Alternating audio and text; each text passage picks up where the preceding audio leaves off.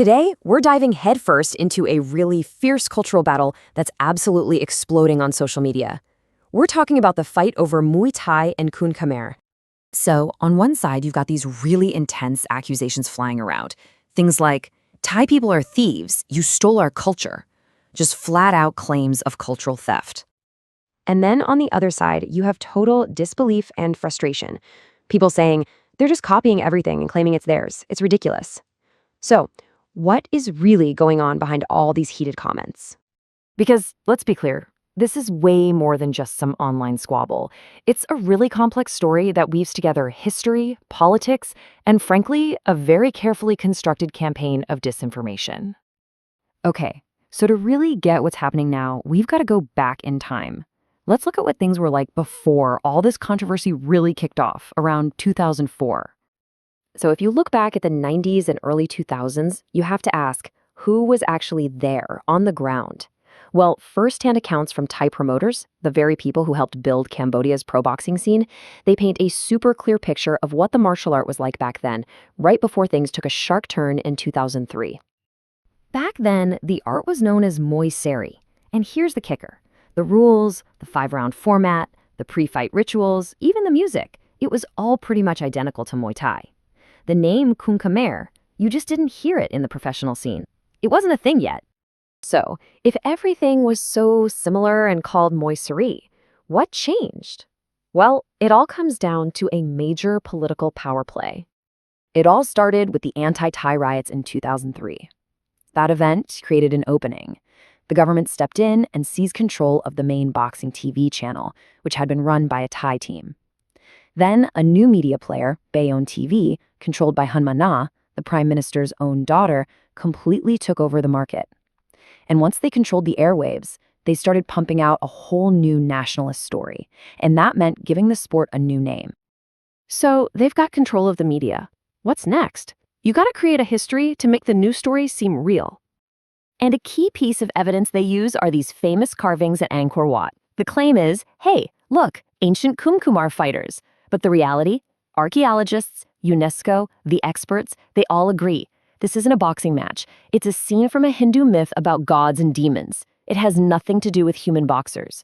Then there's this whole thing with UNESCO. The claim is that UNESCO recognized Kun Khmer, giving it a big stamp of approval. But that's just not true. What UNESCO actually recognized was something called La Bokator, a traditional ritual art form, more like a dance. It's not the modern sport of Kun Khmer. So what's happening here is they're deliberately mixing these two up to create this false sense of history and legitimacy. It's a classic bait and switch.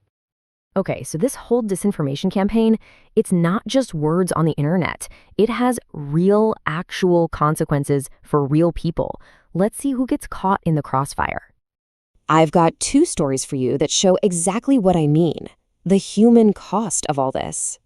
First up is the story of Panupong Tengjat, a Thai Muay Thai teacher. A photo of him and his brother was just stolen. It was passed all over the internet as proof of Cambodian martial arts. He actually had to come out publicly and say, hey, wait a minute, I'm 100% Thai. I've never even studied Kun Khmer. That photo was taken in Thailand. He was forced to debunk a lie that used his own face. And then you have the really weird case of Tiago Teixeira. This guy was a Brazilian fighter who built his career in Muay Thai. Then he moves to Cambodia, gets hailed as a Kun Khmer hero, and even tattoos over his Muay Thai tattoo. He became their poster boy. But then, the whole thing fell apart. He ended up in financial trouble, posting tearful videos asking for donations. And what happened in the end? He went back to Brazil and opened a gym to teach, you guessed it, Muay Thai. So with all this noise and confusion, you might be asking, how does this get settled? Well, the answer comes from the international sporting world. Look at what happened at the 2023 CE Games. Cambodia hosted and decided to just replace Muay Thai with Kun Khmer. So how did the world react? Well, IFMA, that's the International Federation of Muay Thai Associations, the one recognized by the Olympic Committee, they didn't mess around. They sanctioned any country that participated. And to top it off, the U.S. Olympic Committee officially recognized Muay Thai, putting it on the path for the Olympics. On the world stage, there is a clear standard, and that standard is Muay Thai. So when you put it all together, this whole fight over a martial art is so much more than just sports.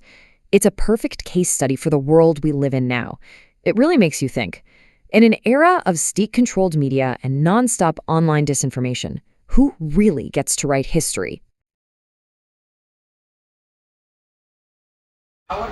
แนะนำตัวหน่อยครับสวัสดีครับผมทุนเทล่าครับมาจากกัมพูชาครับอายุเท่าไหร่แล้วครับอายุ25ครับ25สถิติการชกเท่าไหร่แล้วครับก็100กว่าครั้งครับ100กว่าครั้งครับเป็นมวยสไตล์ไหนขวาครับมวยขวมวยขวาเป็นมวยฝีมือไม่มวยบูครับมวยบูเลยครับเป็นมวยถนัดกัดไหนครับขวาเตะขวาโอเคแล้วของเราเนี่ยแผนการชกของเรากับไซโยกพุ่มพันธุ์ม่วงเนี่ยจะชกเมื่อไหร่ก็ชก24ครับ24นี้เราร่างกายเราฟิตซ้อม 100% เนอะก็ซ้อมมาเรื่อยๆครับแล้วเรารู้ใช่ไหมว่าไซโยกเนี่ยเขาเป็นมวยประเภทไหนก็ถนัดซ้ายเขามวยบูเหมือนกันครับมวยบูเหมือนกันใช้ศอกเหมือนกันใช้ศอกเหมือนกันเราก็มวยศอกเหมือนกันใช่ต้องบอกว่าพานศอกมาเจอกับพานศอกเลยนะจะรู้กันนะไม่รู้ว่าใครโดนใครก่อนเนาะก็ใครออกก่อนโดนก่อนเลยคิดว่ามีโอกาสน็อกไหมถ้ามีโอกาสภาพไหนก็รู้กันแต่ถามว่าถ้าประสบการณ์เนี่ยเราคงไม่ได้สู้เขาแน่นอนแต่ด้วยความสดเนี่ยเราสดกว่าแน่นอน 100% ใช่ไหมใช่ครับก็คือจะใช้ความสดบทเก๋าก็ใช้ให้เต็มที่ครับเอาให้เต็มที่อาวุธไหนที่เรียนมาไหนแค่ไหนออกให้หมด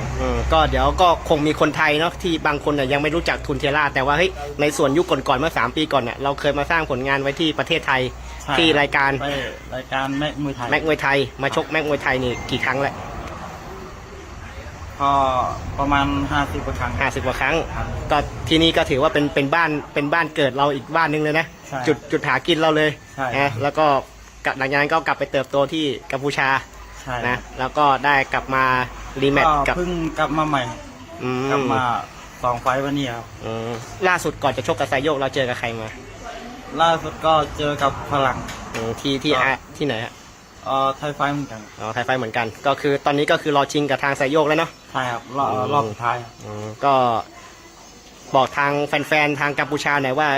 เราจะกำชัยชนะกับประเทศเราเนี่ยก็ฝากไปมวยกัมพูชากับชาวไทยด้วยครับก็ผมจะทำให้เต็มที่ครับถ้า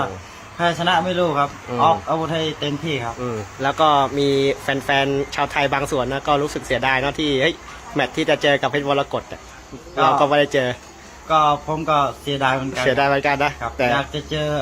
ยอดมวยเก่งๆก็ได้วิชาไปเรียนใหม่คือถ้าเราชกชนะนี่คือเราดังแน่นอน 100% แจ้งเกิดทุนเทล่าดังแน่นอนแพ้ชนะไม่รู้ถ้าชนะนี่ยิงดังเลยโอเคก็ยังไงก็ฝากติดตามทูนเทียร่าด้วยเนาะวันที่24ธันวานี้กับไซโยกพุ่มพันธุ์ม่วงใช่ครับโอเคทิ้งท้ายหน่อยฝากถึงแฟนๆอีกรอบนึงก็พูดเป็นกัมพูชาเลยครับก็ประดามพญาตะดาวปุกไม้บางคนទាំងអស់គ្នាថ្ងៃទី24នេះសូមជួយផ្ដល់កម្លាំងចិត្តរូបខ្ញុំផងបាទអរគុណច្រើន